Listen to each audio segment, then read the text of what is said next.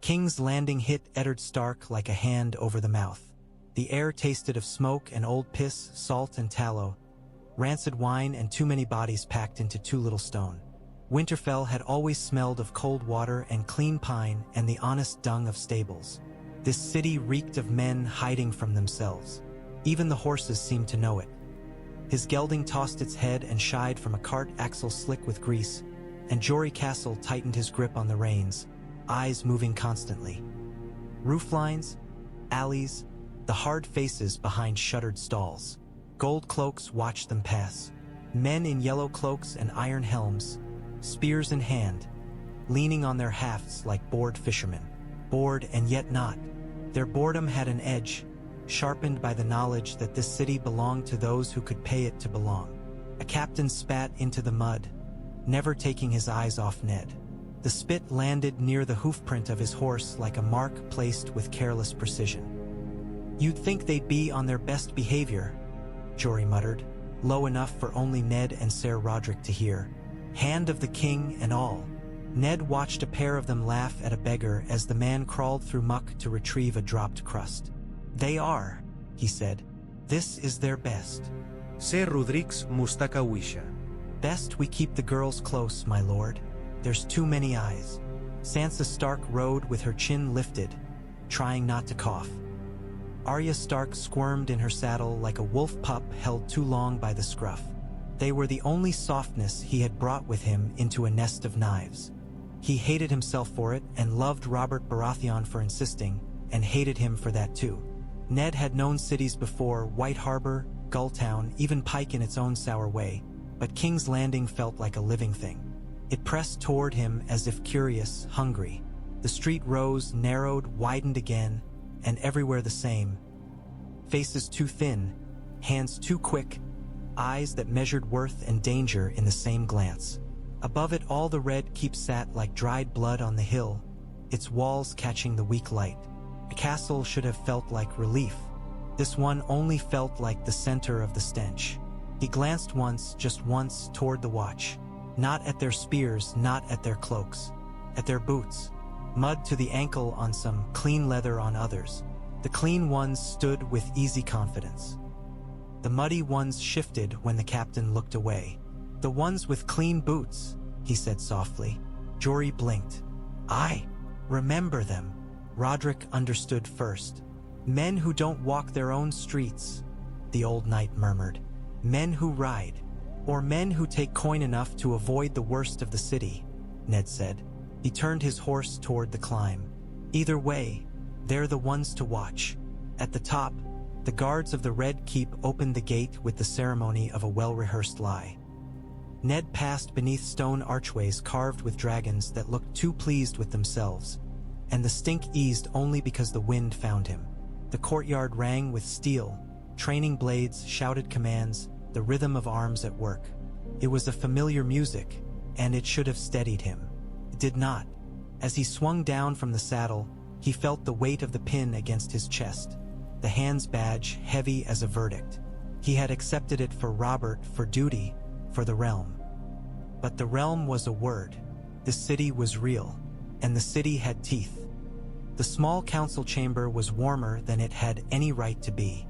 Ned entered with the stiff formality of a man walking into another lord's hall, and found himself in a room that felt less like a hall and more like a counting house pretending to be a throne. The table was scarred and stained with ink, the air thick with wax and parchment, and every man seated there carried a different kind of weapon. Grand Maester Pycelle rose first, creaking like old wood.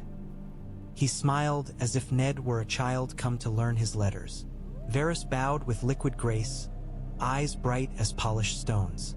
Renly Baratheon offered a grin meant for a feast, not a council of war. Ser Barristan Selmy nodded once, solemn and steady, a white cloak draped over honor itself, and Petyr Baelish, Littlefinger, stood with the ease of a man who believed every room belonged to him the moment he entered it. He was smaller than Ned expected, quick in the face, with a pointed beard and eyes that weighed more than they looked. "My lord hand," Baelish said, and there was warmth in the words, the kind a hearth gives if you stand too close and forget that fire burns. "Welcome." Ned sat in the hand's chair. The wood was smooth beneath his palm, polished by dead men's hands.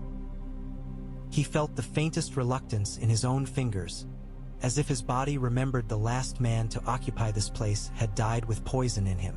"The king?" Ned asked. "His grace hunts," Renly said lightly, "or drinks, often both." Ned's mouth tightened. Robert had crossed half the realm for him, laughed in his hall, spoken of old battles as if they were songs. And now Robert had dropped him into this pit and turned away to chase a boar. "They tell me you were close with Jon Arryn," Ned said, looking at each face in turn, testing the way they held his words.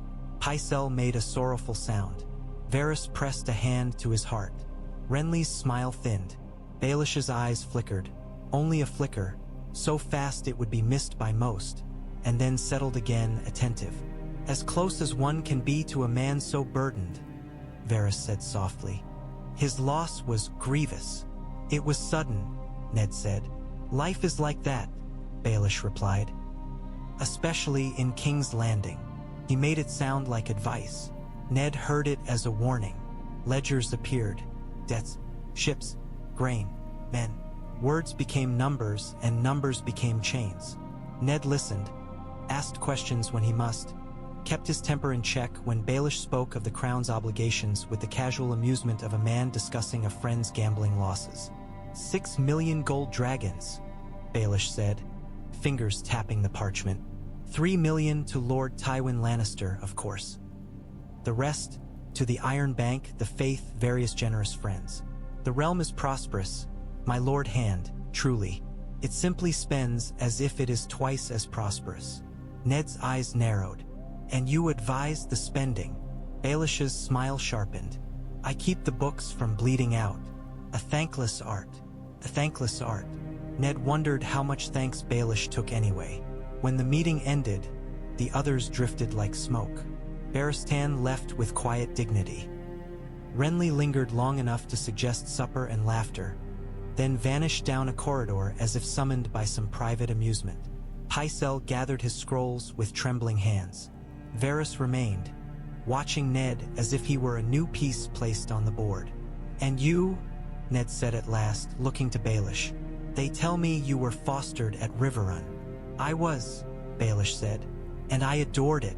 Riverrun is a warm place, Tully warmth, fish in the river, laughter in the hall." Ned felt the faintest chill. "My wife is of Riverrun." "Yes," Baelish said, voice like silk drawn over a blade. "Lady Catelyn Stark." There it was, not a question, a claim shaped like familiarity. Ned rose. He was taller by a head, heavier in the shoulders, the kind of man the North made for winter. Baelish did not flinch. Men who fear physical strength often learn other ways to win. "Then you'll be eager to serve my house well," Ned said. "I live to serve," Baelish replied, and the lie came so easily it might have been true. As Ned left, he felt Varys fall into step beside him, soft-footed as a cat. "King's Landing is a delicate garden," Varys murmured. "Some flowers thrive on sunshine, others on blood." Ned kept his gaze ahead. "Then I'll not walk it barefoot." Varys smiled, unseen in his voice. "Wise." The city watch barracks sat like a squat insult against the hill, built of stone that had sweated through too many summers. Inside, the air was thick with oil and stale ale, wet wool and unwashed men. The clang of practice blades echoed off the walls. Men shouted. Men laughed. Men bled in small, inconsequential ways. Ned walked among them with Jory and Tomard at his back, and he felt the watch watching him. They knew the hand's pin. They knew what it meant. They did not yet know what kind of hand he was. Janos Slynt came to meet him with a quick smile that did not reach his eyes. He was broad in the face, heavy in the belly, with the posture of a man who had worn authority long enough to forget how he'd gained it. His cloak was clean. His boots were clean. "My lord hand," Slynt said, inclining his head. "An honor. The watch is yours to command, of course." Ned looked at the men drilling behind him. Spear points dipped and rose in uneven rhythm. Some moved like veterans. Some moved like boys frightened of their own weapons. A captain barked orders, and a soldier flinched as if expecting the bark to become a blow. "Is it?" Ned asked. "Yours to sell?" The smile held barely. "Sell, my lord? We serve the city. We keep peace." Ned stepped closer until Slynt could see the gray in his eyes was not soft. Peace is a word men use when they mean obedience. Janos Slynt's eyes flickered then, not with fear but calculation. "The city's large," he said carefully. "It takes coin to keep men fed, coin to keep their boots whole, their spears sharp. The crown is often slow. So men take coin elsewhere," Ned said. "They have families," Slynt replied, and there it was again. Truth disguised as excuse. Ned turned his head slightly, taking in a rack of spears with heads polished too bright, and beyond it, a corner where a handful of men sat playing dice. Purse changed hands. Laughter. A bruise on a cheekbone that did not come from training. "How many men have you?" Ned asked. 2,000, give or take," Slynt said, pleased at the chance to boast. "More if we press. The city has its share of strongbacks." "And how many are yours?" Ned asked. Slynt blinked. "Mine." "How many would follow you into a fire without coin in their hands?" Ned asked. "How many would stand in front of a sword because you told them to, not because someone paid them to?" The barracks noise seemed to dim. Slynt's smile became a line. "My lord," Slynt said, voice lowering, "I have done well by the watch. The city is difficult." Ned's eyes narrowed. "The city is difficult. Men are simple. Pay them, protect them, and they'll die for you. Starve them, cheat them, and they'll sell you." Slynt swallowed. "What is it you want, my lord Hand?" Ned let the silence stretch. He felt Jory shift behind him, a hand near his sword. Tomard's breathing steady. He could almost feel the watchman leaning in, pretending not to listen. "I want to know," Ned said, "whether I speak to the commander of the city watch or the broker." Slynt's jaw tightened. "I am a loyal servant of the king." "Then you'll prove it," Ned said. He turned without waiting for agreement, walking deeper into the barracks. Men straightened as he passed. A few stared with open dislike. More stared with weary hope they would not admit even to themselves. He stopped by the dice players and looked down. One man froze with bones in his hand. "What's your name?" Ned asked. "What?" the man said, voice hoarse. "How long since you were paid?" Ned asked. What glanced at the others. 3 weeks, he admitted. "Sometimes more." Ned looked back at Slynt.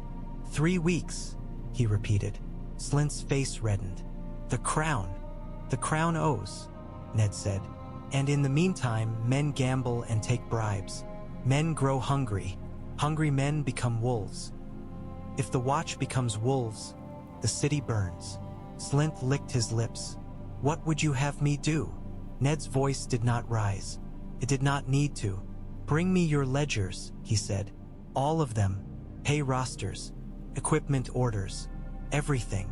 Slynt hesitated a heartbeat too long. "That," Ned said, "was not a request." The knock came after midnight. Ned had been awake, sitting in the dark with a single candle guttering low, the city murmuring beyond the shutters like a restless animal. He had sent his household to bed hours before. He had sent word to the guards that no one was to be admitted without Jory's voice confirming it. Jory opened the door a crack, listened, then widened it just enough. Catelyn Stark slipped inside like a ghost given flesh. Her hood was pulled low, damp with river mist.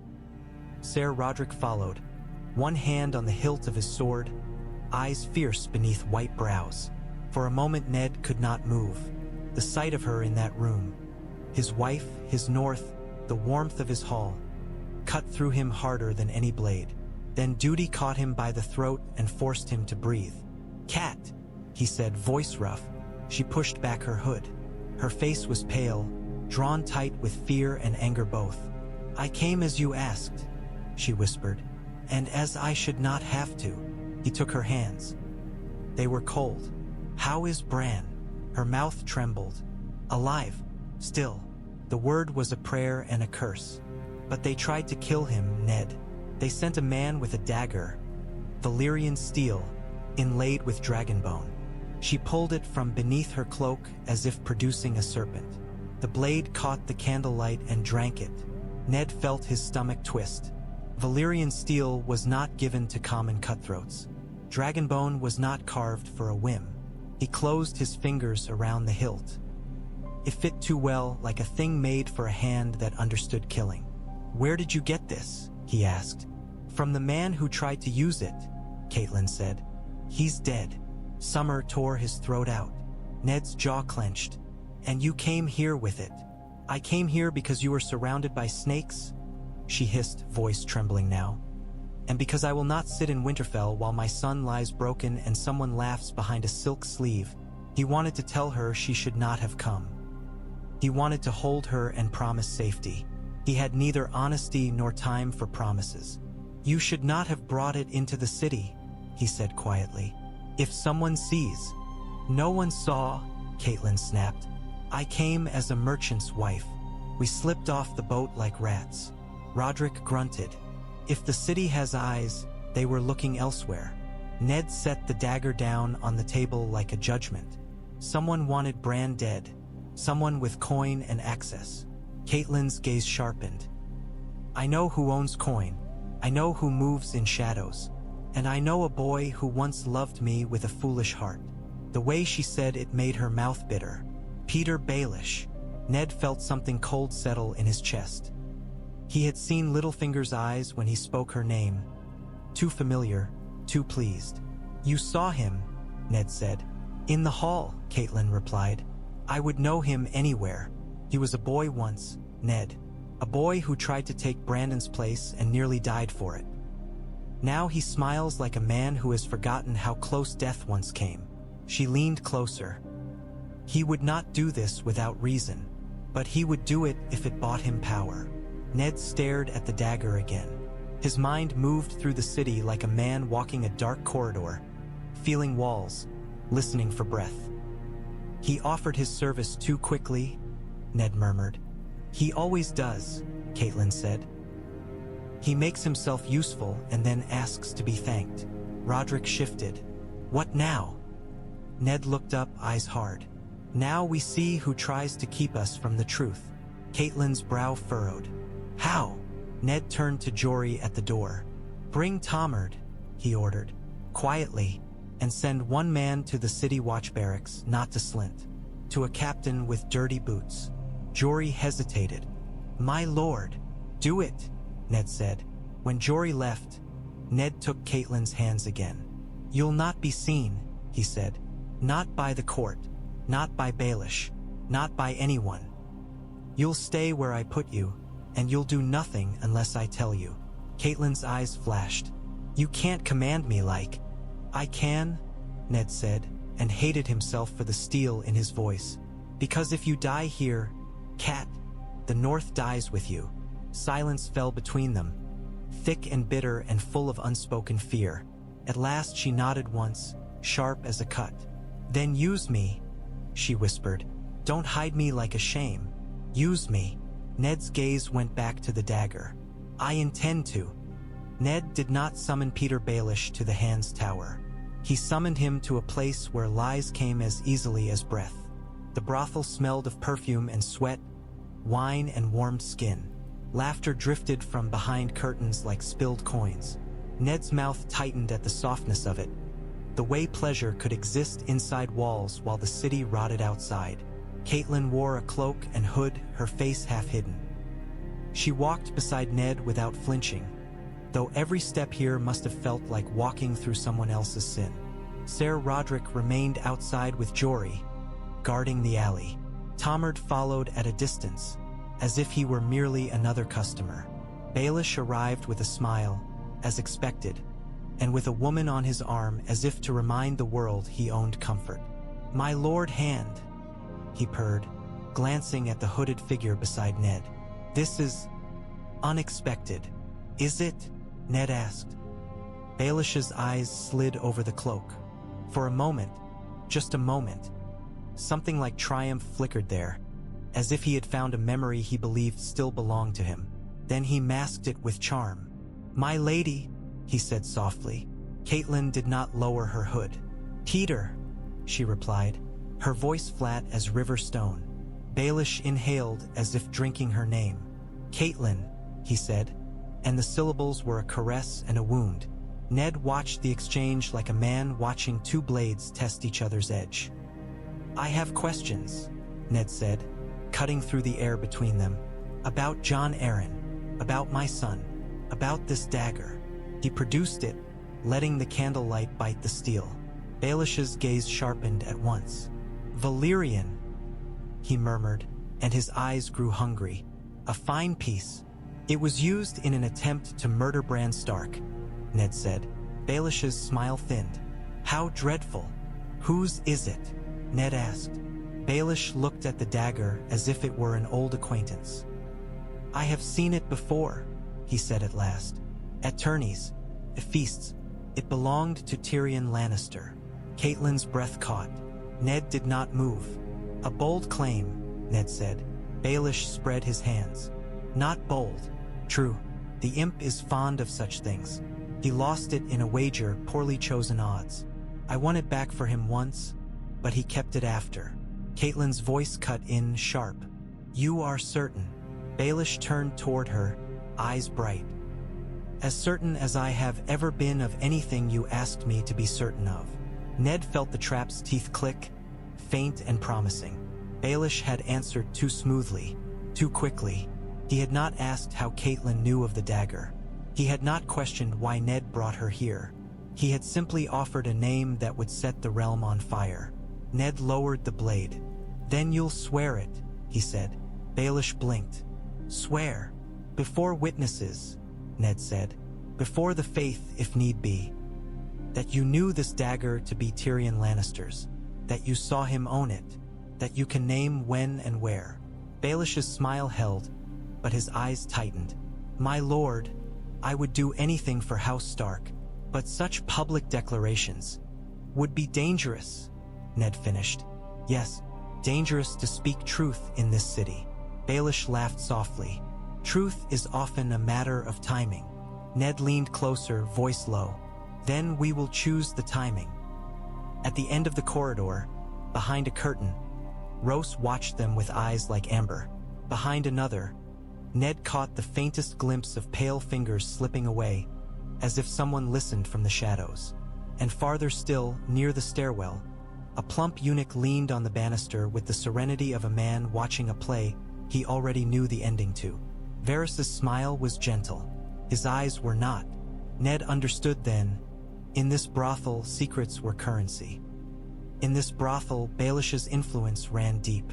That meant the brothel was the perfect place to lay a false coin and see who tried to spend it. He straightened. "You will meet me tomorrow," Ned said, "at the Red Keep, and you will bring your ledgers." Baelish's brow rose. "My ledgers? The Crown's accounts," Ned said. "Your accounts. All of them." Baelish's smile returned, slower now, like a man recovering balance on thin ice. "Of course," he said. "Anything for you." Catelyn's hand brushed Ned's sleeve, brief, steadying. Ned did not look at her. He kept his gaze on Baelish. As they left, Ned heard Baelish murmur something to Roose, too soft to catch. Roose nodded once, eyes sliding toward the alley. Ned did not turn around. He had already set his own eyes in place. The Red Keep at night was a different beast. By day it was courtly, full of silk and the scrape of boots on polished stone. By night it became what it truly was, an old fortress packed with old grudges. Torches guttered in iron sconces. Tapestries hung like watching faces. Somewhere far off, a door closed with a soft thud that sounded too much like a coffin lid. Ned walked with Varys at his side because Varys had chosen to walk with him.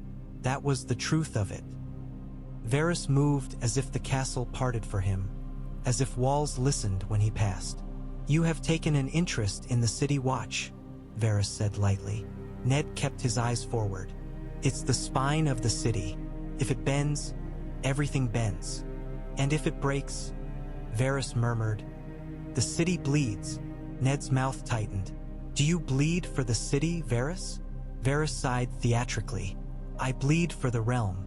The city is merely the realm's beating heart. Ned stopped near an alcove where a window slit looked down upon the black water. The river reflected torchlight in broken lines, like gold shattered by a hammer. Tell me, Ned said, who commands the city watch? Varys blinked, all innocence. Why, Janos Slynt, of course. And who commands Janos Slynt? Ned asked. Varys' smile grew faint. Ah, that is a sharper question. Ned watched him. I will not play in riddles. No, Varys agreed softly. You will play in laws and in steel. That is why you are dangerous. Ned's eyes narrowed. To whom? To men who prefer riddles, Varys said. To men who prefer shadows. To men who prefer coin to oaths. Varys' gaze shifted, subtle, toward a pair of gold cloaks posted at the corridor turn. They stood too still. Their boots were clean. Ned saw it as well. He did not look at them directly. He merely continued, voice even. If Baelish buys the watch, then the watch is not the king's. Who can say what belongs to whom in King's Landing? Varys murmured. I can, Ned said. If I have the men. Varys' smile flickered. A northern certainty. Ned stepped closer to the window slit and lowered his voice. Tomorrow, he said, Baelish will bring me ledgers, or he will refuse. Either way, he will move. And you will watch his movement, Varys said. I will watch who moves for him, Ned corrected. And who moves against him, and who thinks I am blind. Varys' eyes gleamed. You are not blind, my Lord Hand, merely new. Ned turned his head slightly, just enough to catch Varys in the corner of his vision. What do you want? He asked. Varys spread his hands. Peace, he said simply. Peace, Ned echoed. Or your own balance of power? Varys' expression softened, almost sad. In a room full of men holding knives, balance is sometimes the only peace one can afford. Ned stared at him. Then tell me this, he said. If I move against Baelish, will the realm thank me? Varys' smile returned, gentle and merciless. The realm does not thank, my lord. It endures. It remembers. Sometimes, but mostly it endures. A faint sound came from the corridor turn. A boot shifting, the soft scrape of leather. Ned's eyes hardened. He pushed away from the window. Then I will make it endure, he said. With truth, if I can. With steel, if I must. Varys inclined his head. How very like Eddard Stark. Ned walked on, leaving the two gold cloaks behind without giving them the satisfaction of being noticed.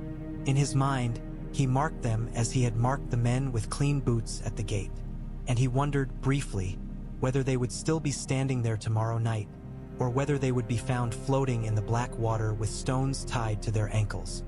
Janos Slynt did not bring the ledgers alone. He brought them with a small parade of captains, men who looked as if they had not slept, or had slept too well. They gathered in a cramped chamber inside the barracks where the walls sweated and the table was scarred by knives. Ned sat at that table, the hand's pin catching torchlight, and felt the weight of every pair of eyes upon him. Slynt placed the ledgers down with care, as if they might bite. There, he said, trying for firmness. Everything you asked. Ned opened the first ledger and flipped through pages thick with ink. Names, numbers, dates, notes in the margin that were not part of any honest accounting. He read in silence, letting the room stew in it. At last he looked up. What? He called. The dice player from the other day stepped forward, hesitant, cap in hand. His eyes darted to Slynt, to the captains, to Ned. My lord, how much are you owed? Ned asked. What swallowed? 3 weeks' pay, my lord. Near on 4. Ned reached down and set a heavy pouch on the table. The thud was loud in the small room. He untied it and let gold dragons spill out, bright and indifferent. A murmur went through the captains like wind through dry grass. Pay him, Ned said, pushing the coins toward Slynt. Now. Slynt's face flushed. My lord, that's... Now, Ned repeated. Slynt's hand trembled as he scooped the coin and counted it out, what stared as if he'd been shown a miracle. When he took it, his fingers closed around the gold with reverence. Then, with a fierceness that spoke of hunger remembered, Ned watched the moment settle into the room like rain into dust. "That coin," Ned said, "comes from your own ledgers." Slynt blinked, confusion forced. "My lord." Ned tapped the open page with a finger. "Here," he said, "equipment orders. Spears, helms, cloaks, amounts paid, amounts received. And here." He slid his finger down to a note. The same orders, paid again by a different name. He looked up, eyes cold. Someone is being paid twice. Someone is stealing from the watch. One of the captains shifted, jaw clenched. Another stared at the table. Slynt's throat worked. "There's always discrepancies," Slynt said weakly. "No," Ned said. "There is theft." Silence. Ned turned the page, found another mark. Another. He did not need to reveal them all. He did not need to name the man yet. A knife's point did not have to be driven deep to cut. Sometimes the threat of it was enough. He closed the ledger. "You have men who are hungry," he said to Slynt. "Hungry men are bought easily. That ends." Slynt licked his lips. "The crown is slow," he repeated, clinging to his excuse. "Then the crown will learn speed," Ned said. "You will bring me a list of your captains. You will rotate them. No man will hold the same gate for more than a fortnight. No man will patrol the same street for more than a week." The captains stared. Rotation meant lost bribes, lost routines, lost comfort. "You will pay your men on the same day each week," Ned continued. "If the crown does not provide, you will come to me. Not to Baelish, not to a Lannister, to me." Slynt's eyes widened at the name left unspoken. "My Lord Hand." "You will also tell me," Ned said, voice dropping, "who you take coin from." Slynt froze. Ned leaned forward. "You think I do not know," he said softly. "You think this is a northern lord blundering through southern mud. But I have read your ledgers, Janos Slynt. I can read men too." Slynt's breath came shallow. If you say nothing," Ned cut in, "I will say it for you, and when I say it, you will hang." One captain made a sound like a swallowed cough. Another shifted, hand near his belt as if remembering he had a knife. Ned held them all with his eyes. "I do not want to hang you," he said, and it was true. "I want the watch to belong to the king. I want this city to have a spine again." Slynt stared at him, sweat gathering at his temples. "And if I give you what you want," he whispered, "what do I get?" Ned's gaze did not soften. "You get to live," he said. "You get to keep your command. You get to be something other than a broker." Slynt swallowed hard. Then slowly he nodded once. Ned felt the room shift. Not loyalty, not yet, but something close to it. The beginning of obedience that might become respect. Outside, a bell rang somewhere in the city. The sound was distant and dull, like a warning muffled by fog. Ned thought of Petyr Baelish's smile and knew the bell was for him, too. They came for him in the street, as they had in every tale the North told about the South. Ned had left the Red Keep with Jory and 3 guards, moving through King's Landing on foot so he could see it as it truly was. He wanted to smell the bread stalls, hear the shouted bargains, watch the way men's hands hovered near knives when they spoke. He wanted to know the city he was meant to hold.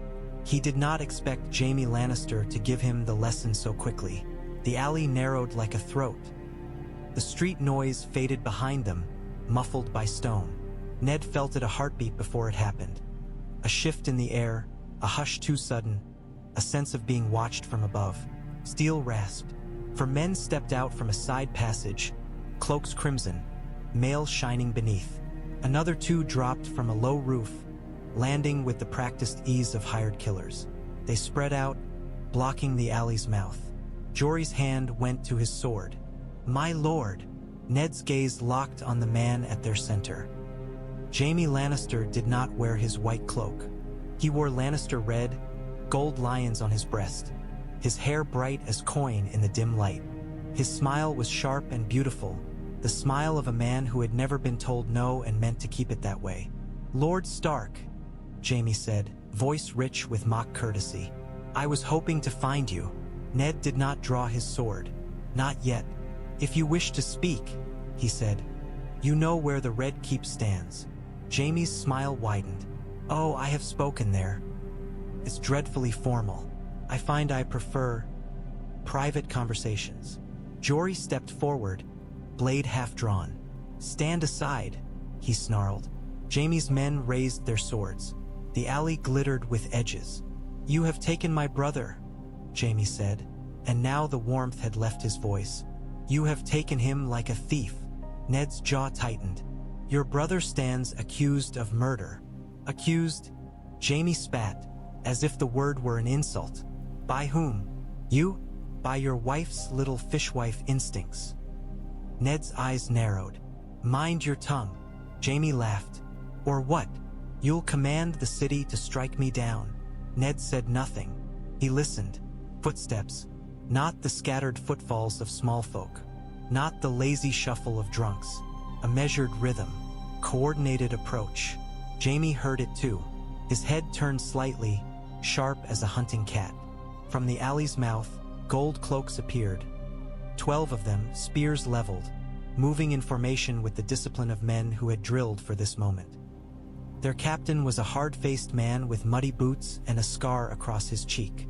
"City watch," the captain barked. "Steal away, by order of the hand." Jaime's brows rose, surprised. Just surprised enough. His men hesitated. The watch outnumbered them now, and spears were not swords. Spears were a wall. "This is Lannister business," Jaime said, voice dangerously calm. The captain did not flinch. "This is the King's City," he replied, "and the hand commands the watch. Steal away." Jaime's eyes slid to Ned. "You've been busy," he said softly. Ned held his gaze. "I have been doing my duty." Jaime's smile returned, but it did not reach his eyes. "Duty," he murmured, tasting the word like something sour. "Very well." He lifted a hand. His men lowered their blades, slowly, grudgingly. Not surrender, but pause.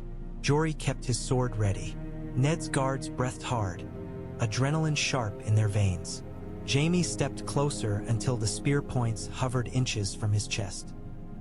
He looked at them as if they were beneath notice, then leaned in toward Ned. "This city will choke you," Jaime whispered. "It choked Jon Arryn. It will choke you too." Ned's voice was low and steady. "It will not," he said. Jaime's eyes flashed. "We shall see." He stepped back, raised his voice so the watch could hear. "No harm done," he said, and it was a lie dressed as grace. "I was merely speaking with Lord Stark." The captain's spear did not lower. "Move along," he ordered.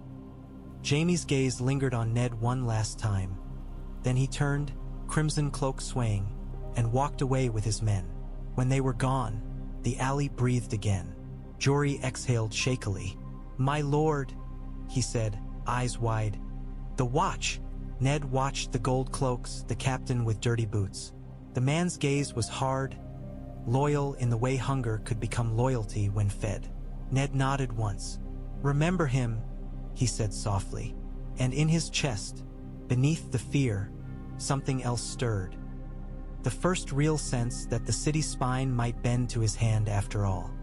Robert Baratheon looked like a king only if you squinted hard enough to see the ghost of the man he'd been. He sprawled on the Iron Throne with a wine cup in hand, crown askew, beard threaded with gray. His laughter still shook the hall when it came, but it came less often now, and when it faded it left behind a tiredness that frightened Ned more than anger would have. Cersei Lannister stood at the foot of the dais, golden and cold, a queen carved from contempt. Her eyes followed Ned as if he were a stain on her floor. Ned approached with a sealed parchment in his hand. Ser Barristan Selmy watched from behind the throne, his face unreadable, white cloak still as snow. "What now?" Robert grumbled, rubbing at his temple. "More bloody petitions? More whining about grain?" Gods, Ned. I made you hands so you drown in this, not me. Ned did not smile. This is not grain, he said. This is the City Watch.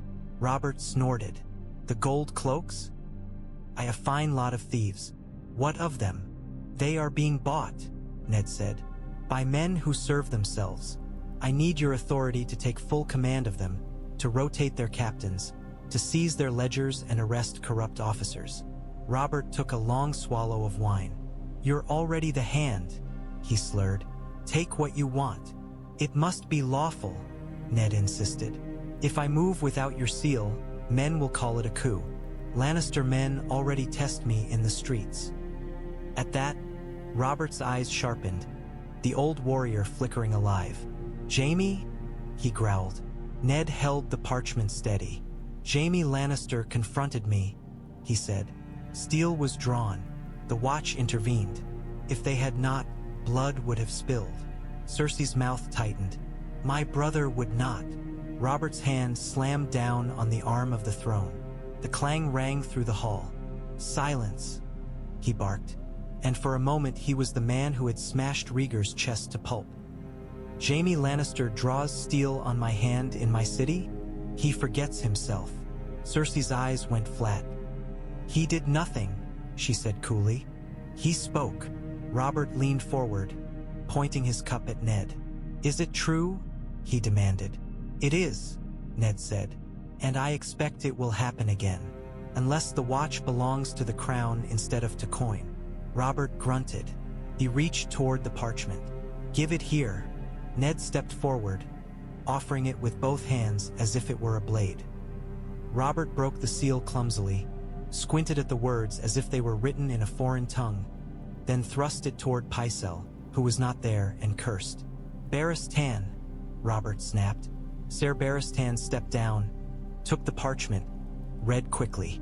His eyes lifted to Ned, measuring. Then he nodded once, slow and grave. It is within your grace's authority, Ser Barristan said. And wise. Robert snorted. Wise, he echoed, as if the word offended him. Then he grabbed the parchment again and scrawled his name across it with a flourish that was half arrogance, half fatigue. There, he said, tossing it back. Command them. Hang a few. Feed the rest. Just keep the city quiet. Ned caught it, fingers tightening around the king's seal. He felt the weight of it settle into his palm like iron. Cersei's voice slid in, smooth as poison. You trust him too much, she murmured to Robert, loud enough for Ned to hear. You give him men. You give him law. Perhaps you should give him the throne as well. Robert laughed, but it was a harsh sound. Ned doesn't want thrones, he said. He wants duty, and gods help us all. He's the only one here who does. Cersei's eyes met Ned's. In them he saw fury held behind glass. As Ned turned to leave, Robert called after him, voice suddenly quieter. Be careful, he said. Ned paused. Of what? Robert stared at his cup as if it held answers. Of this city, he muttered. It eats men. Jon. It's trying to eat me. Ned's throat tightened. I will not let it eat you, he said. Robert's laugh was soft, bitter. He said. We'll see. Petyr Baelish read the hand summons twice before he smiled. He sat in his solar surrounded by ledgers that smelled of ink and dust and power. Candles burned low, their flames bending slightly with the draft seeping through the cracked window. Outside, the city murmured as it always did, restless, hungry, alive. Baelish's fingers tapped the parchment in a steady rhythm, the way a musician might tap a beat before a song. So, he murmured to himself, Lord Eddard wants my books. He chuckled softly. Most men who asked for books wanted numbers. Ned Stark wanted something else, though he might not yet know it. Ned Stark wanted truth. And truth, in King's Landing, was the easiest thing in the world to manufacture, if you knew what a man needed to believe. A knock came at the door. Rose slipped inside, cloak drawn tight, hair damp with night air. Her eyes were sharp, amused. They moved, she said.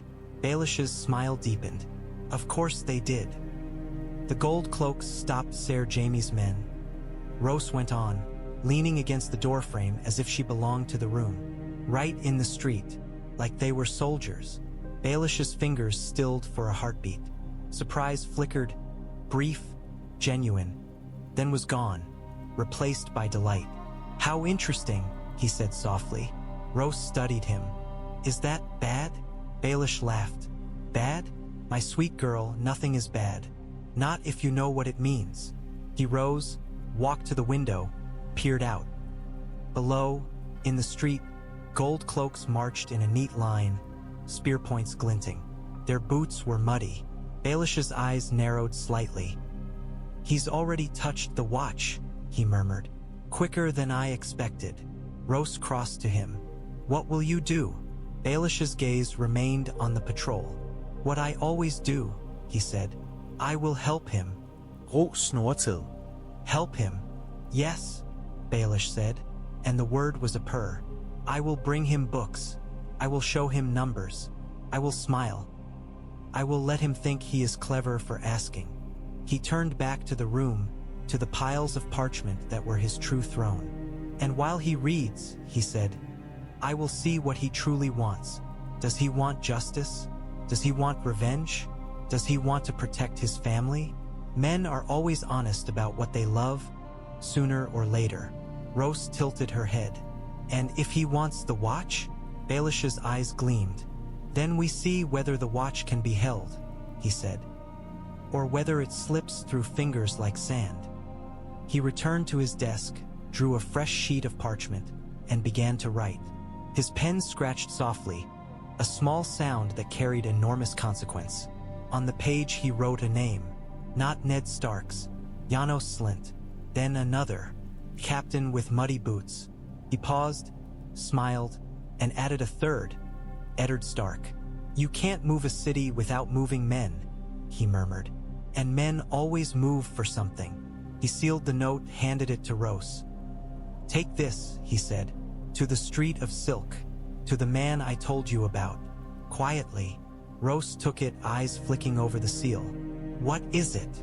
"A question," Baelish said, "and a reminder." She vanished as swiftly as she'd come. Baelish leaned back in his chair, listening to the faint echo of spear butts on stone outside. The Gold Cloak's footsteps sounded different tonight, more ordered, less lazy. He found, to his surprise, that he enjoyed it. Ned Stark was not supposed to be quick. Ned Stark was not supposed to understand the city. Ned Stark was supposed to drown slowly in southern mud, strangled by courtesy and debt and the soft hands of men who did not get their own boots dirty. But perhaps, Baelish thought, perhaps the wolf had teeth after all. He lifted his wine cup, though the wine had gone stale, and whispered to the empty room, "Come then, Lord Stark." Outside, the Gold Cloaks passed beneath his window, torchlight flickering on their helms. Baelish smiled as if he could already see the next move. And in the Red Keep, Eddard Stark sat with the king's seal in his hand, the city watch's ledgers on his table, and the certainty, cold, heavy, unshakable, that the war for King's Landing had already begun. The ledgers smelled of grease and smoke, of ink ground cheap and hurried. Ned turned pages until the names blurred and the numbers began to speak a language he did not like. Winterfell accounts were blunt things.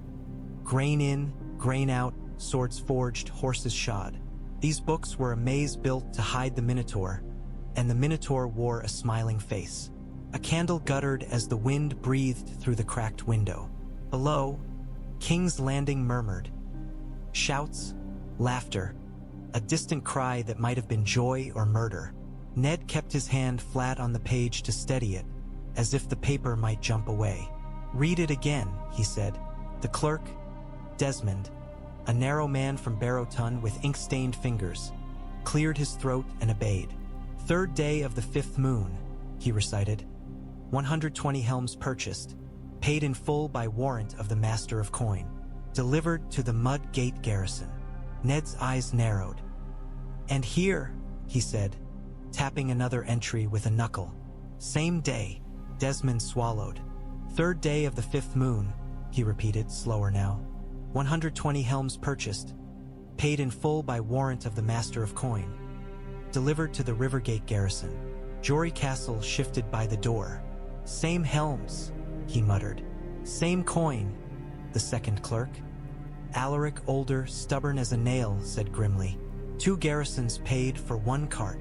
Ned turned the page and found it again. Cloaks. Spearheads. Oil. Salt beef. The pattern ran like rot through timber. The watch paid again, and somewhere between coin and delivery, a hand closed. Who signs these warrants? Ned asked. Desmond's eyes flicked toward the top of the page. He hesitated, then said, Petyr Baelish. Behind the screen, Catelyn's breath caught, soft as a blade sliding free. Ned did not look at her. He kept his gaze on the ink as if staring hard enough might turn lies into truth. And who confirms delivery? Alaric traced the line. A quartermaster, he said, and a captain, sometimes 2. Names, Ned said. They read them out. Some were small men, the kind of names that vanished in crowds. Some were better. Captains with common courtesy titles, men who drank with merchants, men who took coin to look away.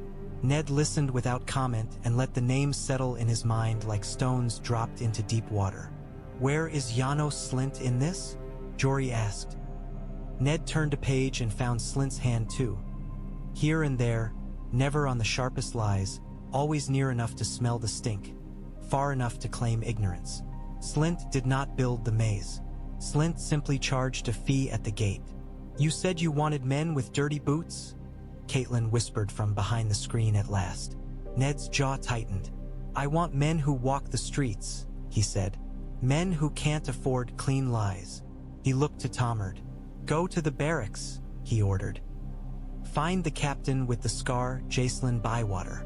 Bring him to me quietly, not through the main yard. Tomard nodded once and was gone. Jory watched Ned with a soldier's unease. Littlefinger will know the moment you start pulling at his thread. He already knows, Ned said. He could feel it, the city's attention, the way a beast feels a hunter's weight on the grass. He just doesn't know which thread I'm pulling. Alaric hesitated. My lord, he said, voice low. These books, they can be made to say anything. A man clever with ink can bury truth under a mountain of numbers. Ned closed the ledger, the sound firm as a door shut. Then we don't fight him with ink, he said. We fight him with men. Catelyn stepped out from behind the screen at last, her hood lowered, face hard with sleeplessness. Petyr will move, she said. He always does. He will not wait to be cornered. Ned met her eyes. Good, he said. Let him move. I want to see where his feet go.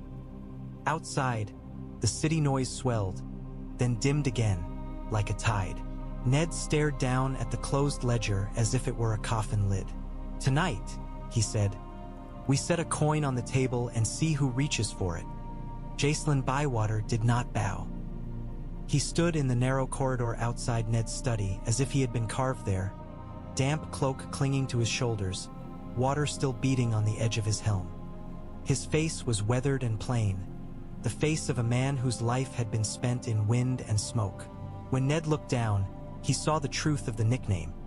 The left hand ended short, fingers gone, the stump wrapped in old leather. You sent for me, Bywater said. Ned nodded. You were at the alley, he said, when Ser Jaime Lannister came with his men. Bywater's mouth barely moved. I was. You intervened, Ned said. I obeyed my captain, Bywater replied. Pause. Then, as if spitting out something sour, and I obeyed the hand's order. Ned studied him. No flattery in the man, no hunger for favor, only the blunt weight of discipline. Do you know why I sent for you? Ned asked. Bywater's eyes did not shift. Because my boots were dirty, he said. Jory Castle snorted softly from the door, but Bywater ignored him. Ned felt the corner of his own mouth tighten, not quite a smile. Because you stood your ground when lions showed teeth, he corrected. And because men like you are rare in this city. Bywater's gaze flicked once, quick as a knife flash. Rare men die early. Not if they are placed well, Ned said. Bywater said nothing. Silence sat between them like a third man. Ned opened the study door wider and gestured him inside. The candles threw long shadows over the table piled with ledgers. Bywater's eyes swept the room. Windows, corners, the way a soldier searched for threats, and then returned to Ned. "What do you want?" Bywater asked. "Truth," Ned said. "And a spine." Bywater's nostrils flared. "The watch has a spine," he said. "It's just been rented out." Ned leaned on the table, close enough that Bywater could see he was not afraid. "Tell me who rents it," he said. Bywater's jaw worked. "Men in silk," he said at last. "Men who don't carry spears but carry purses. Some come with smiles. Some come with threats. Most come with both." "Names," Ned said again. Bywater's gaze dropped to the ledgers, then lifted. "You already have names in those books," he said. "Books don't hang. Men do." Ned's eyes hardened. "Then help me hang the right men." Bywater's stump hand flexed, a gesture half anger, half old pain. "You hang the wrong one," he said, voice low. "And the watch turns on you, and the city laughs while you die." Ned held his gaze. "Will the watch turn on me?" Bywater hesitated. For the first time, something like doubt touched his face. Not doubt in Ned's courage, but in the city's ability to allow courage to live. "The watch turns on whoever stops feeding it," Bywater said.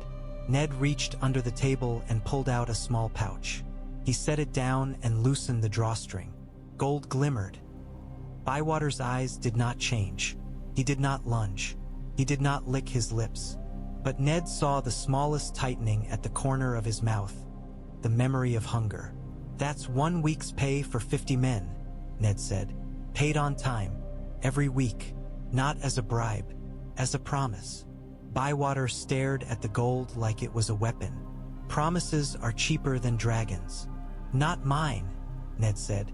Bywater's gaze slid to Ned's hand's pin, then to the window where the city breathed. "You're not from here," he said. "You don't understand how deep the rot goes." Ned's voice was quiet. "I understand rot," he said. "In the north, it hides under snow. Here it hides under perfume." Bywater's stump hand tightened around his helm.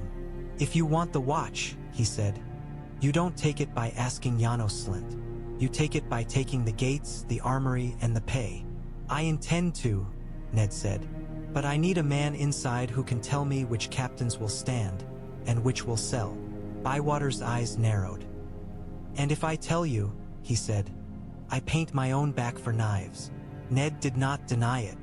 "Then I will put you where knives cannot reach you easily," he said. "Close to me, close to the king's seal." Bywater watched him a long moment. Then he spoke, the words blunt as a hammer. "There are 3 captains who take coin every week," he said. "One who takes it from the Lannisters, one from the merchants, one from Littlefinger's men." Jory stiffened. "Littlefinger." Bywater's mouth twisted. "Aye," he said. "And there's a quartermaster who makes the ledgers lie. He drinks at the Street of Flour at a wine sink called the Cracked Cup. He has soft hands and hard friends." Ned felt the net tighten in his mind. "You will bring me proof," he said. Bywater's gaze was flat. "Proof gets men killed," he said. "Then bring it carefully," Ned replied. "And bring it to me, not to Slynt, not to anyone else." Bywater nodded once, sharp. "If you pay the men," he said, "they'll follow whoever keeps them fed. That can be you." Ned held his eyes. "Will it be?" he asked. "You?" Bywater's answer came like stone. "Give me the order," he said, "and I'll hold your line." Petyr Baelish chose his meeting places the way other men chose armor. He did not meet Janos Slynt in the open, where eyes might count the steps between them. He met him in a back room that smelled of sour wine and damp plaster, where the walls had absorbed too many secrets to ever give them back. Slynt sat with his hands clasped on the table as if he were praying. Sweat shone on his brow despite the winter air seeping through cracks. 2 gold cloaks stood at the door like statues. Clean boots, steady spears. Baelish set a small chest on the table and opened it with a gentle click. Gold looked up at them, bright as sin. "I heard," Baelish said pleasantly, "that Lord Stark has taken a sudden interest in your ledgers." Slynt's throat worked. "He's the hand," he said. "He can ask for what he likes." Baelish tilted his head. "He can ask," he agreed, "but what he receives depends on you." Slynt glanced at the chest. "I've done what I can," he muttered.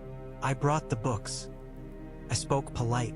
I nodded like a good little servant. Baelish's smile did not change.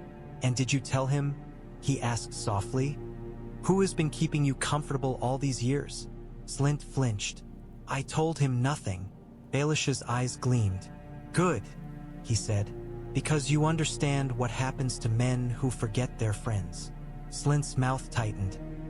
"He threatened to hang me." Baelish's smile warmed, almost fond. "Oh, Janos," he said, as if speaking to a child. "Lord Stark threatens because that is the only language he knows. He is a blunt instrument. He will swing it and hope the world breaks neatly." Slynt swallowed. "He's already changing patrols, rotating captains." Ah, Baelish murmure. "So he's learning." Slynt's eyes widened. "What do you want from me?" Baelish leaned back in his chair, fingers steepled. "I want you," he said, "to remain what you have always been. The man who keeps the city's peace when peace is profitable." Slynt's gaze flicked to the door, then back. "He's paying them," he said, voice low with something like fear. "He paid a man in front of captains, with coin he claimed came from the books. Men saw it. They liked it." Baelish's eyes narrowed slightly, a hairline crack in his amusement. "Of course they did," he said. "Hungry men love honest pay." Slynt licked his lips. "If they start believing him, then we remind them," Baelish said, voice still pleasant. "That belief is costly." He tapped the chest lightly. "This," he said, "is not pay. This is a promise, a gift, comfort. You give it to the right captains, and the right captains make sure the wrong ones have accidents." Slynt stared. "Accidents?" Baelish's smile sharpened. "A fall from a wall," he said. "A knife in a dark alley. A drunken brawl that goes too far.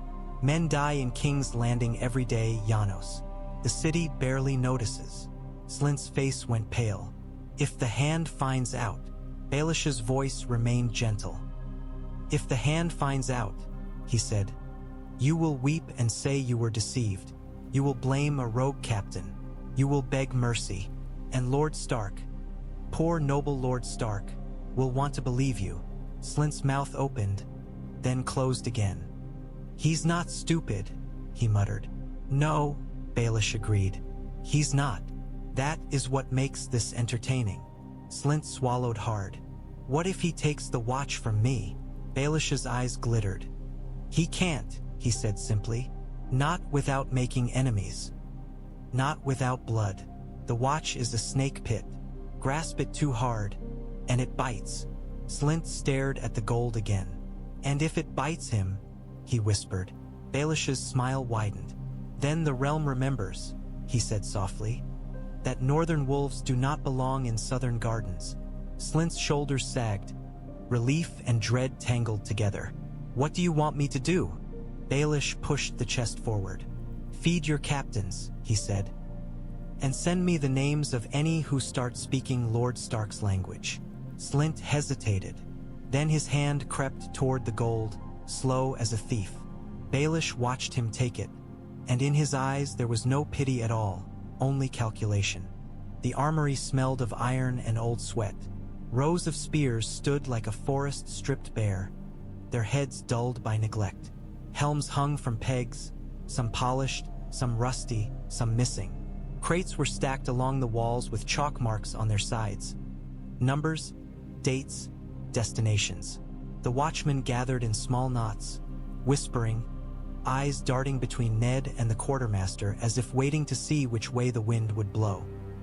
The quartermaster was a plump man with soft hands and a thin line of beard, dressed better than his station allowed.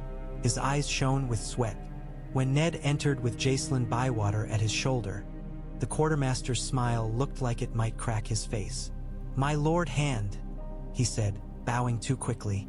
"An honor. We are, always pleased to serve." Ned held up the parchment bearing Robert's seal.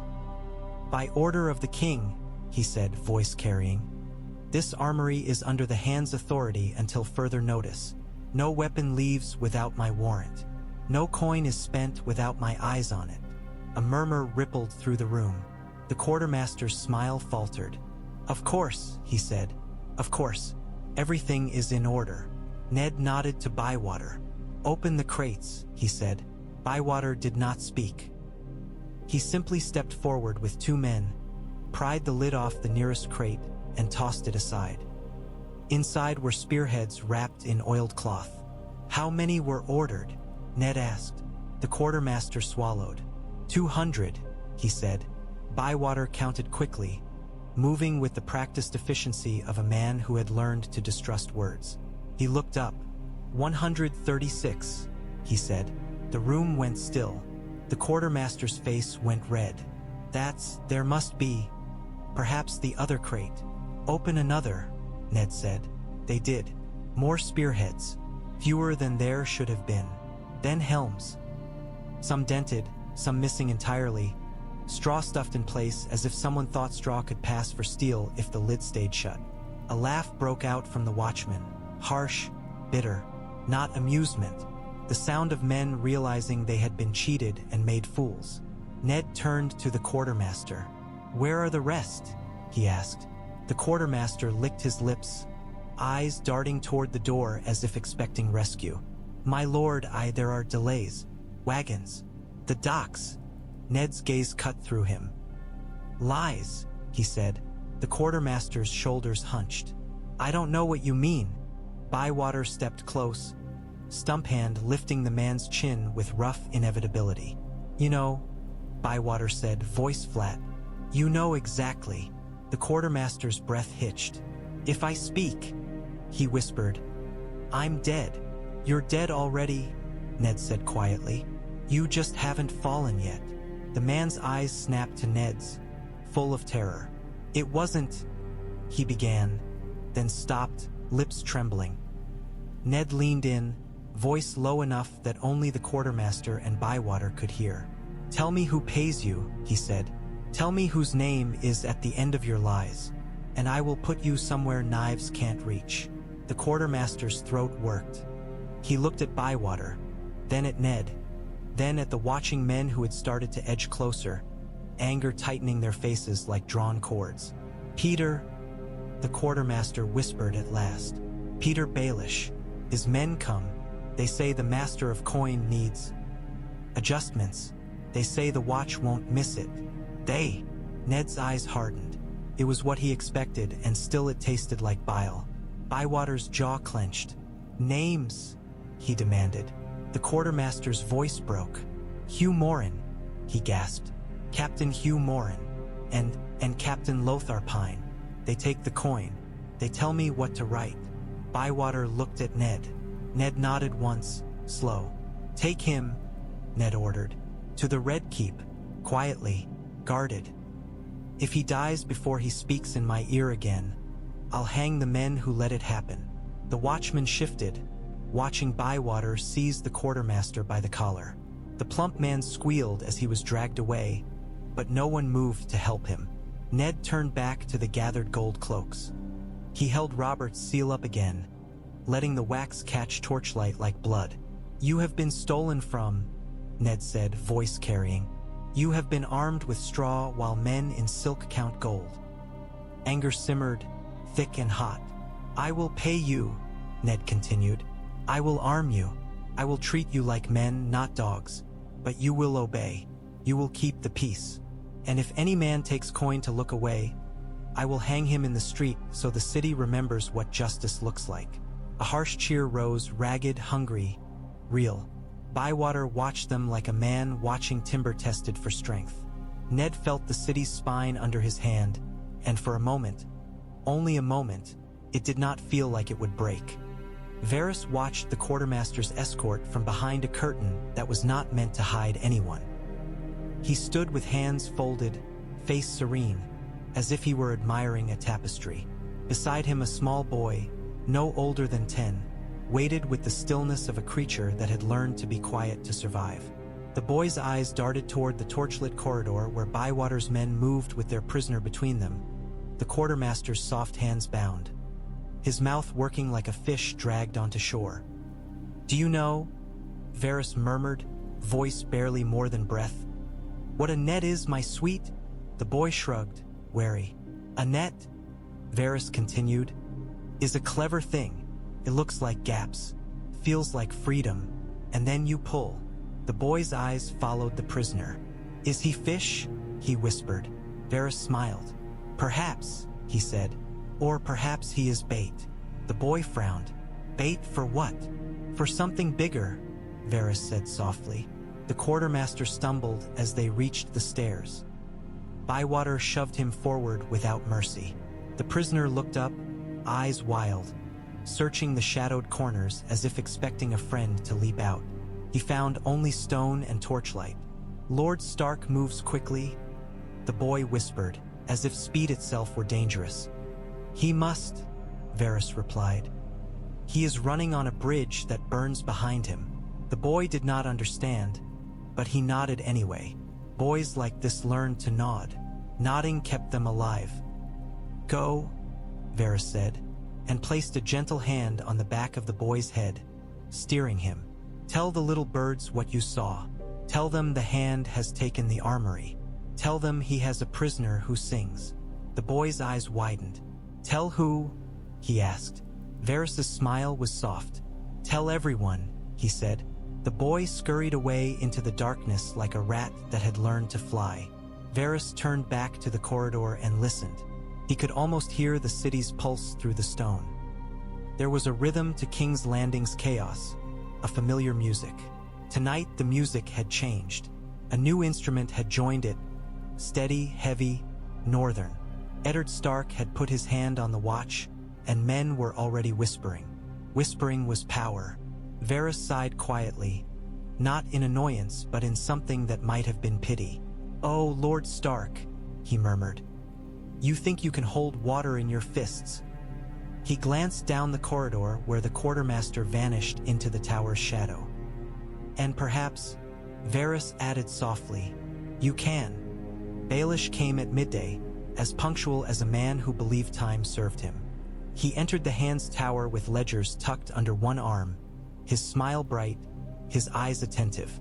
He looked around as if expecting to see trophies on the walls, then laughed softly. "Lord Stark," he said, "you've made the place feel terribly serious." Ned did not rise.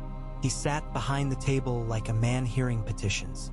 Bywater stood near the door, still as a drawn sword. Jory was there too, arms folded, gaze hostile. Behind the screen, Catelyn held her breath. "Sit ned, Said." Baelish sat without being told twice. "I always do enjoy a good sitting," he said lightly. "Standing is for soldiers and statues."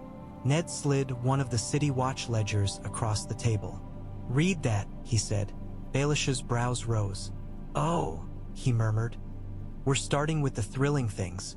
He opened it, scanned a page, nodded. "Yes," he said.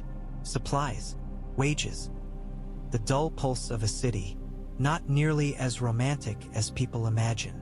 Ned watched his fingers turn pages. Quick, clever, unafraid. Baelish had the confidence of a man who expected to find nothing he had not planted. "How much did the crown pay for 200 spearheads on the 3rd day of the 5th moon?" Ned asked. Baelish did not look up. 200 dragons, he said immediately. More, perhaps, if the smiths were feeling proud. "How many were delivered?" Ned asked. Baelish paused, just a fraction, then smiled. "Delivered?" he repeated. "My dear Lord Hand, I deal in coin, not carts. If a quartermaster steals..." "A quartermaster did steal," Ned cut in. "He stole under the guidance of Captain Hugh Morin and Captain Lothar Pine." Baelish's eyes lifted at last. They were bright with mild surprise. "Did he?" he said softly. "How unfortunate." "Unfortunate," Ned echoed. Baelish shrugged elegantly. Men steal, he said. It's what men do. They steal purses, they steal kisses, they steal kingdoms. It would be a dull world if they did not. Ned leaned forward. It would be a safer world, he said, if they were punished. Baelish's smile held. Punishment is expensive, he said. You must pay judges, jailers, executioners. Better to let men steal small so they do not steal big. Ned's eyes went colder. Is that how you govern? He asked. Baelish laughed. Governing, he said. I keep the realm from falling into a hole made of its own appetites. That is all. Ned reached beneath the table and drew out a second ledger, Baelish's own accounts, copied by Desmond's diligent hand. He placed it down and tapped a page. 2 payments, Ned said. Same day, same amount, same warrant, different destinations. Baelish's gaze slid to the page. He read, and for the first time his smile dimmed. Not vanished, but dimmed, like a candle threatened by wind. You've been busy, Baelish murmured. I have been awake, Ned corrected. Baelish's fingers tapped the ledger gently. These are irregularities, he said. Errors. A clerk's mistake. Repeated, Ned said. Baelish lifted a shoulder. Clerks repeat mistakes, he replied, especially when they're tired. Ned's voice hardened. Or when they're paid. Baelish's eyes flicked, toward Bywater at the door, toward Jory's sword, toward the screen he could not see behind but could perhaps sense. Then back to Ned. My lord, Baelish said softly. You are new. You are learning. Let me give you a kindness. He leaned forward, voice warm as a friend's. Stop digging. Ned stared at him. Why? He asked. Baelish's smile returned, gentler now, like pity. Because you will find bones, he said. And when you find bones, men will ask whose they are. And when men ask questions, they stop obeying. Ned's gaze did not waver. I want them to obey the law, he said. Baelish's laugh was quiet. Law, he murmured. A lovely word. You northern lords treat it like a god. Ned's hand closed around the edge of the table. Tell me, he said, how much coin have you given the city watch? Baelish's eyes gleamed. I give coin to many, he said. The watch, the docks, the smiths, the faith. Coin moves the city. Answer, Ned said. Baelish's smile sharpened. Enough, he said. Ned nodded slowly. Then you will give no more, he said. If any man of the watch takes coin from you, he will hang. Baelish's eyes widened a fraction. You cannot police every purse, he said. I can police the gates, Ned replied, and the armory, and the captains. He slid Robert's sealed order across the table. And I can do it in the king's name. Baelish stared at the seal, and Ned saw something harden behind his eyes. Not fear. Baelish did not fear easily. Something like admiration, perhaps sharpened by anger. You really mean to hold it, Baelish murmured. The watch. I mean to take it back, Ned said. From thieves. Baelish leaned back, smile returning in full. Then, he said lightly, I suppose I must become your most loyal ally. Behind the screen, Catelyn's fingers clenched so hard her nails bit her palm. Ned did not blink. You already said that, he replied. Now prove it. The docks were a different city. Here, King's Landing stink mixed with brine and tar, fish guts and wet rope. Lantern light bobbed on black water. Men moved like shadows among crates and barrels, their voices low, their laughter sharp. This was where coin changed hands without witnesses, where ships unloaded more than they declared. Ned stood beneath the overhang of a warehouse roof, rain dripping from the edge in steady beads. His cloak was soaked through, cold seeping into his shoulders, but he did not move. Beside him, Jory Castle watched with narrowed eyes, hand on his sword hilt. Down the alley, Jacelyn Bywater led 12 gold cloaks in silence. They moved with purpose, spear points angled down to avoid glinting. No drunken swagger, no lassie chatter. Men who had been paid on time and told what they were worth. Bywater halted at the warehouse door and lifted his stump hand in a signal. 2 men stepped forward, pried at the latch with a short iron bar. Wood groaned. The door gave with a soft crack. They flowed inside. Ned followed at a distance, staying in shadow. The warehouse smelled of damp wood and spice and something metallic beneath it. Iron. He heard the shuffle of boots, the faint clink of mail, then a shout, startled and angry. "Who?" Bywater's voice cut through, flat as a blade. "City watch," he said. "On your knees. Now." A scuffle. A man cursed.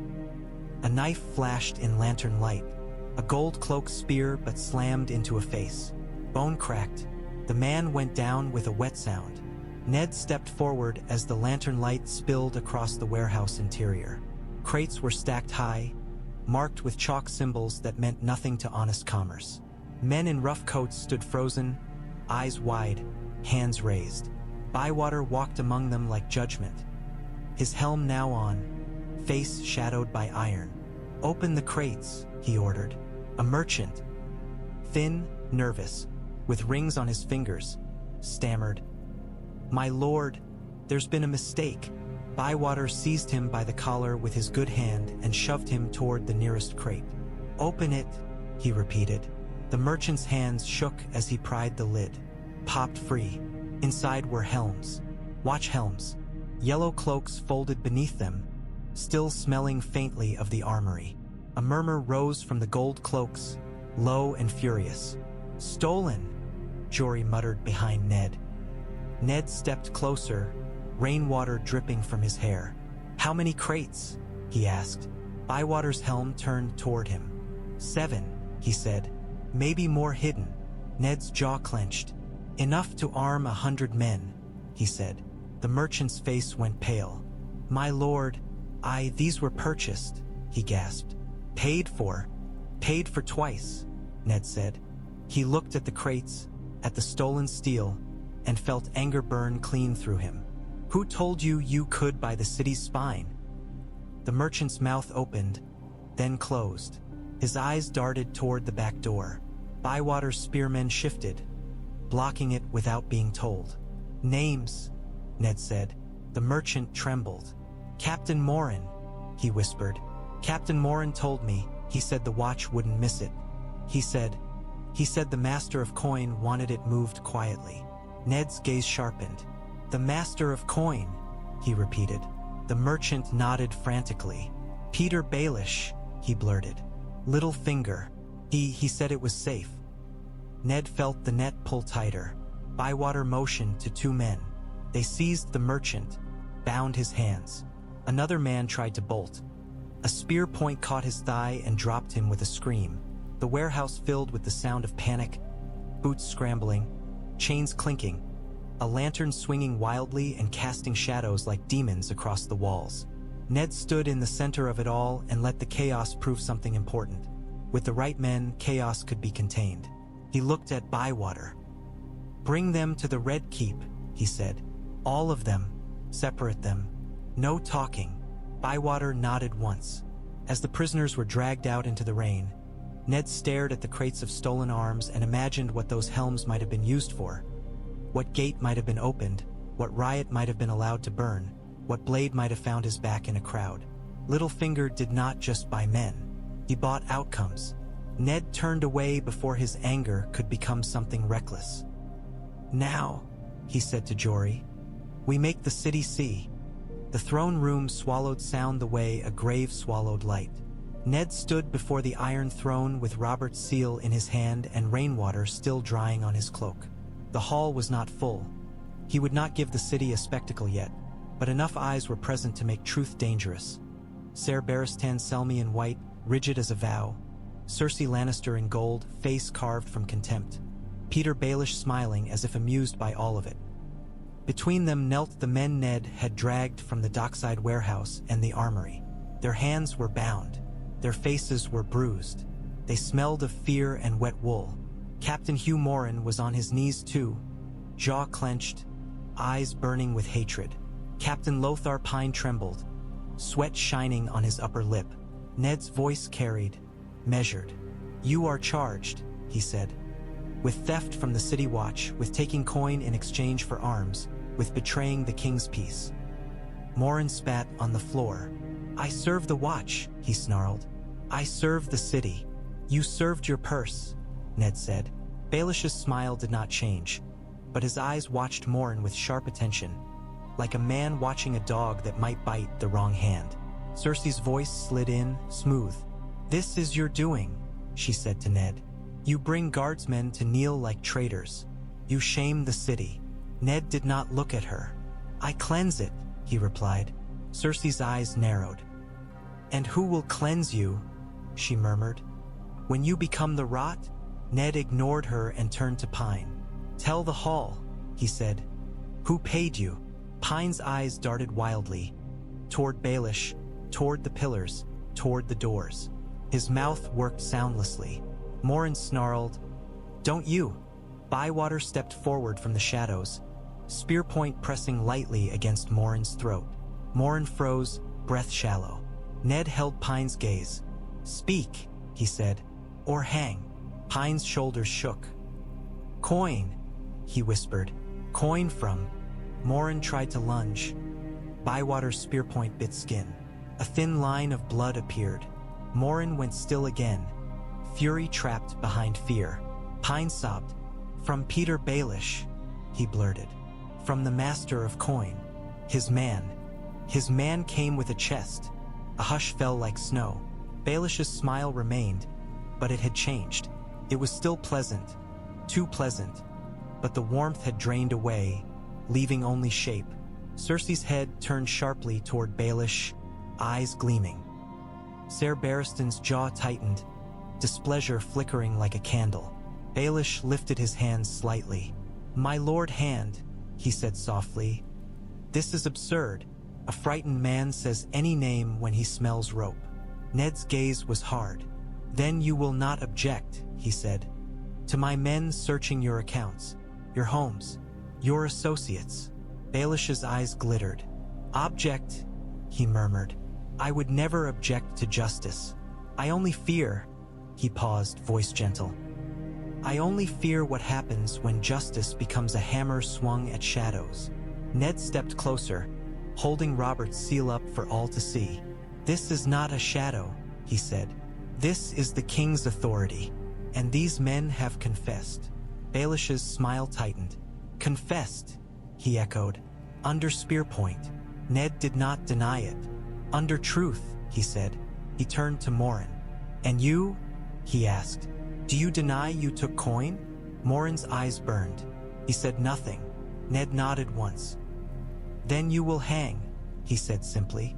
Pine whimpered. Morin's face went rigid, pride fighting panic. Cersei's lips curved. How righteous, she murmured. Ned's gaze did not leave Morin. And the quartermaster, he said. And the merchant and any man who bought the watch's arms. Every one of them will be judged. Publicly. Baelish's eyes stayed on Ned, bright and unreadable. You will make enemies, he said softly. Ned's voice was quiet and iron. I already have them, he replied. In the silence that followed, Ned felt the city's gaze through the hall's open doors, as if King's Landing itself leaned in to see whether the hand would truly swing.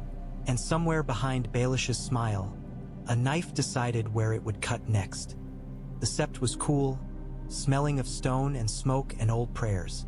Ned chose it because it was one of the few places in the city where men still lowered their voices without being told. Even cutthroats who worshipped no gods sometimes pretended, if only to avoid provoking whatever might be listening. Catelyn waited in a shadowed alcove between statues of the Seven, her cloak drawn close, the dagger wrapped in cloth under her arm like a sickness. When Ned approached, she looked up sharply, eyes bright with anger and fear. You put his name in the hall, she whispered. Ned's mouth tightened. I put his men's names, he corrected. Baelish will wriggle free if I give him space to wriggle, but he feels the rope now. Catelyn's fingers tightened around the cloth. He always wriggles, she said. He always slips. Ned looked at the candles trembling in their iron cups. Not if the net is held, he said. Catelyn stepped closer, voice low. You're drawing blood, she whispered, and blood calls blood. If Robert dies, Ned's jaw clenched. Robert is alive, he said. He drinks too much, he hunts too hard, but he is alive. Catelyn's gaze did not soften. Men like him don't die slowly, she said. They die suddenly. Ned felt the chill of her words settle under his ribs, the way cold settles in bone. He had thought it too. Every time Robert laughed, he heard the edge of exhaustion beneath it. I have Bywater, Ned said. I have the armory. I have the gates watched. If Baelish moves, Catelyn cut in. He will move against you where you cannot see. He will not fight you in the open. He will strike your children. Ned's breath went tight. He saw Sansa's bright face, Arya's restless eyes. He saw Bran's broken body in his mind, pale in a bed far away. I am sending them away, he said. Catelyn stared. You can't, she whispered. Not now. Robert will notice. Let him notice, Ned said, and there was steel in his voice. I would rather Robert's anger than my daughter's blood. Catelyn's eyes shone, but she nodded once, fierce. Good, she whispered. And me? Ned hesitated. You must go too, he said. Her face tightened. No, she said, immediate. I didn't come here to be sent away like a frightened girl. Ned's voice dropped, raw. You came here because our son was nearly murdered, he said. Because someone thought they could cut into our house and not pay for it. And because you love me enough to walk into a den of vipers with a dagger under your cloak. He stepped closer, lowering his head so his words could not carry. That love will get you killed. Catelyn's breath hitched. She looked away toward the candles, blinking hard. And if I go, she whispered. Who guards you? Ned's gaze was steady. Men, he said, and truth, and the king's seal. Catelyn's mouth twisted. Seals don't stop knives. No, Ned admitted, but Bywater's spear does. Catelyn looked back at him, eyes sharp. You trust him. I trust his hunger, Ned said. I fed it honesty. That is rarer than gold in this city. A septa passed behind them, head bowed, murmuring a prayer. Catelyn waited until she was gone, then pressed the wrapped dagger into Ned's hands. Then use this, she whispered, not to start a war with the Lannisters, to end Baelish. Ned's fingers closed around the cloth. I will, he said. Catelyn's eyes searched his face. Promise, she breathed. Ned wanted to promise. He wanted to speak a word that would make the world obey. Instead, he said the only truth he had. I will do everything I can, he whispered, and I will not stop. Catelyn nodded once, fierce as any northern vow. Then I'll go, she said. But if you die here, Ned, I won't. Ned cut in, and the lie tasted like ash. They stood in the Sept's cool shadow, the dagger between them like a silent witness, while the candles flickered and the city outside continued to breathe like a beast that did not care which names were prayed to inside its stone belly. The city came to watch because the city always came to watch. They gathered in mud and torchlight outside the city watch barracks as dusk fell. Small folk packed shoulder to shoulder, breath steaming in the cold. Men with rough hands, women with children on their hips, boys who climbed barrels to see better. Faces lit by flame and hunger, not for food but for certainty, any certainty about who held power. A wooden beam had been raised. A rope hung from it, swaying slightly in the wind like a question asked by the gods. Captain Hugh Morin stood beneath it, hands bound, mouth set in stubborn contempt. He was bruised but unbroken, pride holding him upright even as death waited above his head. Beside him, Captain Lothar Pine sobbed quietly, not yet condemned, spared, temporarily, because he had spoken. Ned stood on a small platform, cloak clasped at his throat, the hands pinned bright against dark wool. Bywater stood below with the Gold Cloaks in formation, spears planted, a wall of yellow and iron. Their faces were hard, but their eyes watched Ned with something new, a tension that bordered on belief. Ned's voice carried into the dusk. This man, he said, took coin to steal from the city watch. He He sold the city's arms. He betrayed the king's peace. Morin spat again. "You're no king," he snarled. "You're a wolf playing lion." A hiss rose from the crowd. Some in agreement, most in fear of the words. Ned did not flinch. "I am the hand," he said, "and the hand holds the king's justice." He lifted the parchment bearing Robert's seal. Even from a distance the wax looked like fresh blood. Morin's jaw clenched. "Baelish," he began, and Ned felt the air shift, felt something in the crowd lean forward. Ned stepped down from the platform one pace, voice lower, sharper. "Say his name," he said, "and you die knowing you spoke truth too late." Morin's eyes burned. For a heartbeat Ned thought he would do it anyway, spite stronger than fear. Then Morin's gaze flicked, fast, toward the crowd. Ned followed the flicker. There, half hidden among small folk, dressed plain, hair and beard neat, Petyr Baelish watched with an expression of mild interest. Not fear, not anger. Interest, as if this were a performance and he judged the actor's skill. Morin saw him. Morin's lips trembled. He swallowed whatever name he had wanted to spit. Ned understood then. Baelish's power was not only in coin. It was in the knowledge that even a condemned man feared him more than rope. Ned signaled with a small motion of his hand. Bywater's men pulled Morin forward. The noose was placed around his neck. Morin's breath came fast. Pride cracked at last, revealing raw terror. "Last words?" Bywater asked, voice flat. Morin's eyes darted again toward Baelish. Baelish did not move. He did not nod. He did not smile. He simply watched. Morin's shoulders sagged. "Curse you," he whispered. But Ned could not tell whether the curse was meant for him, for Baelish, or for the city itself. The platform trapdoor fell. Morin dropped. The rope snapped taut. His body jerked, legs kicking once, twice, then slowing. A murmur rose from the crowd. Some gasps, some satisfied sighs, some silent stares from children who would dream of it later. Ned forced himself to watch until Morin was still. Then he turned to the gathered gold cloaks and raised his voice again. "This is what happens," he said. "To any man who takes coin to betray his oath, the watch will be paid. The watch will be armed. The watch will serve the king, not the master of coin, not the Lannisters, not any lord with a purse." Bywater's spear line remained steady, but Ned saw it in their eyes. Men straightening, shoulders squaring, a wall becoming a spine. In the crowd, Baelish's expression did not change, but his eyes were bright, and for the first time they looked like they were measuring something they had not expected to measure. Ned met Baelish's gaze across the mud and torchlight and let him see the truth. The wolf was not leaving.